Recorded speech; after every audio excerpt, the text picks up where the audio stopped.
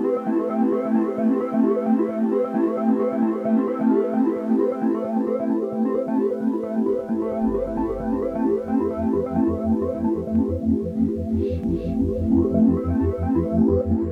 दोस्तों, वेलकम है आपका आपके अपने चैनल इंडियन स्टॉक्स चार्ट पे। मेरा नाम है रणदीप कोडिया। आज तारीख है 12 मई 2022 और आज की पहली जो वीडियो है उसका जो टॉपिक है शेयर किसे कहते हैं या व्हाट इज़ स्टॉक। देखिए friends, stock is a general term. देखिए यह एक जर्नल टर्म है use to refer to a certificate indicating ownership in a company. देखिए फ्रेंड्स, जो स्टॉक होती है वो दर्शाती है कंपनी में ओनरशिप। मान लीजिए आपके पास 10% स्टॉक है किसी कंपनी के, तो you have the 10% ownership in the company. देखिए friends, in finance stock consist of all of the shares into which ownership of a corporation or company is divided. A single share of stock means fractional ownership of the corporation in proportion to the total number of shares. देखिए friends, क्या होता है कि मान लीजिए किसी company में 1000 shares है। ये टोटल जो शेयर्स हैं इनको हम बोलते हैं स्टॉक्स। अगर मान लीजिए इनके कोई फ्रैक्शन है, किसी के पास टोटल 1000 स्टॉक्स में से 100 है स्टॉक्स है, उसको बोलेंगे हम 100 share and he has the fractional ownership in the company. देखिए friends, owning stock gives you the right to vote in share holder meetings. अगर आपके पास स्टॉक है तो आपको राइट होता है कि आप शेयर होल्डर मीटिंग में वोट कर सकते हैं। और क्या क्या राइट होते हैं, और आपको डिविडेंड मिलते हैं। डिविडेंड क्या होते हैं? कंपनीज के प्रॉफिट का हिस्सा रहते हैं। If you own a majority of shares your voting power increase. देखिए फ्रेंड्स, अगर आपके पास ज़्यादा शेयर होते हैं तो आपकी वोटिंग राइट भी बढ़ जाते हैं। एक शेयर की 1 वोट होती है। अगर आपके पास 1 शेयर तो आपके पास 1 वोट है। अगर आपके पास 1 लाख शेयर्स है, you have a 1 lakh vote. तो जैसे ही आपकी मेजॉरिटी ऑफ शेयर्स बढ़ेंगी तो आपकी वोटिंग राइट भी बढ़ जाएंगी।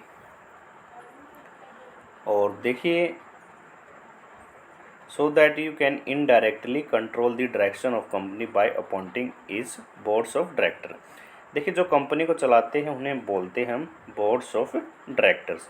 उनको कौन अपॉइंट करते हैं? Share holders. अगर आपके पास ज़्यादा वोटिंग राइट है तो आप अपनी पसंद के बोर्ड ऑफ डायरेक्टर्स को अपॉइंट कर सकते हैं और आप कंपनी को चलाने में अपनी भूमिका ज़्यादा बढ़ा सकते हैं। देखिए friend, the more shares you own the larger the portion of profits you get. देखिए, many stocks however do not pay out dividends and still reinvest profit back in the growing company. कई कंपनियां क्या होती है कि वो dividend नहीं देती है, उस डिविडेंड के पैसे को वो अपनी कंपनी में ही रिटेन कर लेती है और उस पैसे से वो कंपनी में आगे अपना कैपिटल एक्सपेंडिचर बढ़ाने में, नया प्लांट एंड मशीनरी लगाने में यूज़ करती है। और जो ऐसा को कंपनी करती है तो उसकी जो करने की जो स्थिति है वो उसके स्टॉक में दिखाई देती है। यानी कि कोई कंपनी रिटेन अर्निंग से कंपनी को ग्रो करती है तो उसके स्टॉक प्राइस भी इंक्रीज़ होते हैं। और अगर आपके पास ज़्यादा शेयर्स है तो आपको डिविडेंड भी ज़्यादा मिलता है। अगर आपके पास 1 शेयर है, 10 रुपीज़ डिविडेंड दिया है तो आपको 10 रुपये ही मिलेंगे। अगर आपके पास 1000 शेयर्स हैं तो 10 रुपीज़ डिविडेंड दिया है तो आपको 10,000 रुपीज़ मिलेंगे। यानी कि higher the shares you receive higher the dividend.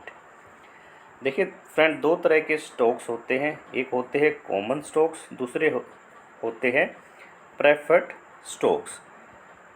देखिए friend, common stock usually entitles the owner to vote at share holding meeting and to receive any dividend pay out by the corporation.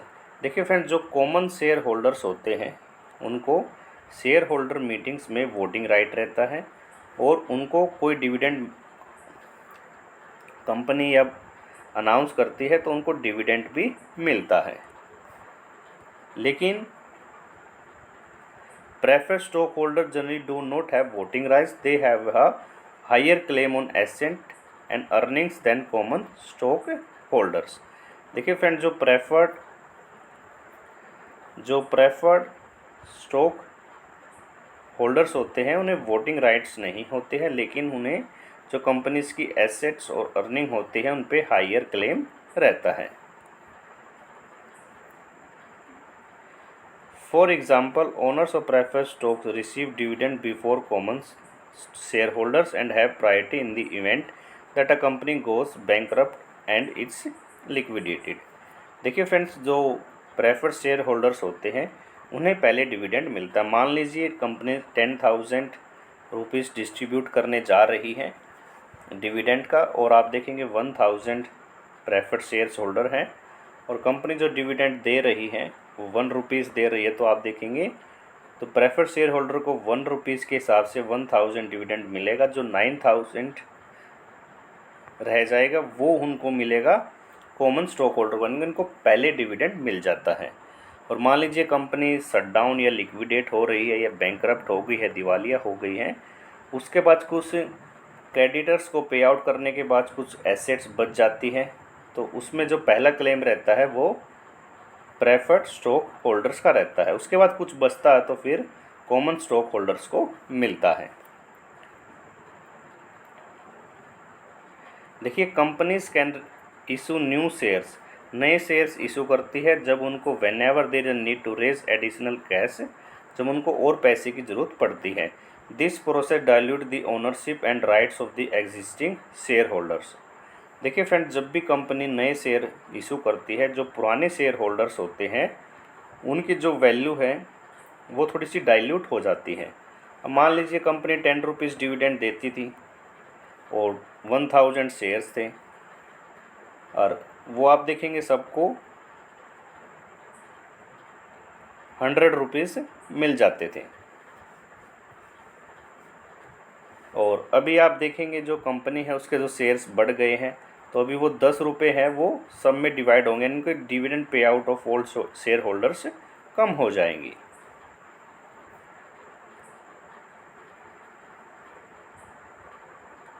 The process dilute the ownership and rights of existing shareholder provided they do not buy any of new offerings. Corporation can also engage in stock buybacks. देखिए, कई बार companies अपने shares को ही buyback करती है which benefit existing share holder because they cause their shares to appreciate in value. देखिए friends, अगर कोई company buyback करती है तो उससे क्या होता है कि जो स्टॉक्स की वैल्यू है वो इंक्रीज़ हो जाती है, क्योंकि उसमें कोई भी न्यू शेयर्स इशू नहीं कर रही कंपनी, और अपने प्रीवियस शेयर्स को ही बायबैक करने के लिए उसको हायर प्राइस पे आउट करना पड़ता है। देखिए फ्रेंड्स, जो first common stock ever issued by the Dutch east India company इन 1602। देखिए, जो पहला कॉमन स्टॉक इशू किया गया था वो डच ईस्ट इंडिया कंपनी ने किया था, कब? 1602 में। देखिए friends, how to you buy a stock. Most often stocks are bought and sold on stock exchange. हम स्टॉक एक्सचेंज में ही ज़्यादातर शेयर्स बाय और सेल होते हैं, जैसे नेस्डैक अमेरिका की स्टॉक एक्सचेंज है जिसे हम बोलते हैं New York stock exchange. After a company goes public, जब कंपनी पब्लिक हो जाती है through an initial public offer, IPO लाती है और उसके जो स्टॉक्स है वो एक्सचेंज में लिस्ट हो जाते हैं, वो फिर अवेलेबल होते हैं इन्वेस्टर के लिए to buy and sell on exchange. Typically investor will use a brokerage account. उसके बाय और सेल करने के लिए हमें एक ब्रोकरेज फर्म के साथ एक अकाउंट ओपन करना होता है to purchase stocks on the exchange which will list the purchasing price the bid. जो परचेजिंग प्राइस होता है उसे बिड बोलते हैं, सेलिंग प्राइस को हम बोलते हैं offer price. The price of stock is influenced by supply and demand factors in the market among other variables. देखिए फ्रेंड्स, जो मुख्यतः जो शेयर के प्राइस ऊपर जाते हैं या नीचे आते हैं वो डिमांड एंड सप्लाई का फैक्टर रहता है। अगर डिमांड ज़्यादा तो प्राइस ऊपर जाएंगे, सप्लाई ज़्यादा है तो शेयर के प्राइस नीचे आएंगे। और अदर वेरिएबल्स भी होते हैं, जैसे कि आप देखिए कंपनी पॉलिसी, आप देखेंगे इंटरनेशनल मार्केट में क्या सिचुएशन है, इन्फ्लेशन क्या है, इंटरेस्ट रेट है, तो ये सारे फैक्टर्स शेयर्स के प्राइस को अप या डाउन करते रहते हैं। Why do companies issue stock? Company stocks को या शेयर्स को क्यों इशू करती है? Companies issue stock to raise capital for expending their business operation और टू अंडरटेक न्यू प्रोजेक्ट्स। देखिए फ्रेंड्स, कंपनी स्टॉक्स को क्यों इशू करती है? जो उनका बिजनेस है उसको विस्तार करती है, एग्जिस्टिंग बिजनेस को, और या कुछ नया प्रोजेक्ट या नया प्लांट लगाती है या नया प्रोडक्ट लॉन्च करती है, उसके लिए भी कंपनी शेयर्स इशू करती है ताकि उनको अच्छी पैसे या कैश मिल जाए। Stock issuance in public market also helps early investor in the company. जो कंपनी में पब्लिक होने से पहले अर्ली इन्वेस्टर्स होते हैं, जिसे हम वेंचर कैपिटलिस्ट, एंजल इन्वेस्टर भी बोलते हैं, to cash out and profit from their position in the venture. उनको भी मदद मिलती है कि वो अपना इतने दिनों से उन्होंने इन्वेस्टमेंट कर रखा था, वो भी अपनी इन्वेस्टमेंट को सेल करके एक अच्छा प्रॉफिट ले सकते हैं। दोस्तों, आशा करता हूँ आपको वीडियो काफ़ी नॉलेजेबल लगी होंगी। फिर मिलता हूँ एक अच्छी नॉलेजेबल वीडियो के साथ। तब तक के लिए दोस्तों, आप सभी का तहे दिल से बहुत बहुत धन्यवाद।